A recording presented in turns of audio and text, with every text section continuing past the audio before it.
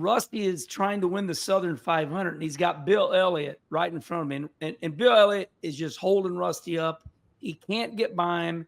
Rusty's trying to pass him nice. And Rusty's just, I mean, that Pontiac, that Kodiak, Rusty's just sawing the ass end of Bill Elliott's car right off. So Rusty runs second in the Darlington Southern 500. Well, Dale Earnhardt Sr. and Rusty get on an airplane. They fly up to the Minnesota State Fair. I'm running ASA, and I got a car for Rusty, and I'm racing. Earnhardt's with him. Earnhardt looked at Rusty and says, you know, all you had to do is pop him an ass. Fans would have booed you, but they'd have got over it, and you'd have won the Southern 500. Yes.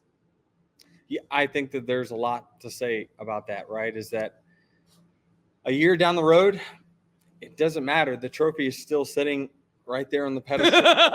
they will get over it. And so I just think that social media has amplified people's opinion, right? And they feel, you know, a lot of times you can hide anonymously on social media. So you're not afraid to really lash out, you know, when your favorite driver doesn't win and he gets beat. But yeah, I agree with Dale Earnhardt in the sense that, you know, now I agree with your brother a little bit in the sense that, listen, he tried the art of passing. Anybody can go up there and just knock someone the hell out the way.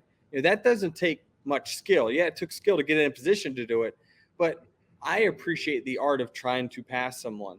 Now, eventually, things have changed in NASCAR. Now more than ever, it's people ain't waiting behind you anymore. They're just going to knock you out of the way, knock you up the racetrack, and move on. That's the way Dale Earnhardt did it years and years and years ago. Stop right there, Denny. I got, you know, this is part of the conversation. Why did Dale Earnhardt Sr. get away with, I mean, there's videos out there 24/7. Why was he able to get away with knocking the shit out of people, wrecking them, and be a hero?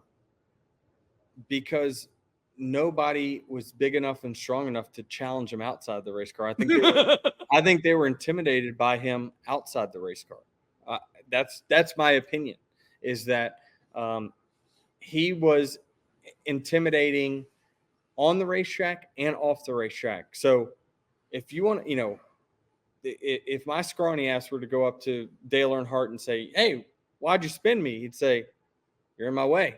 What am I going to say? What are we going to do about that? I can run off. I'll wreck him back.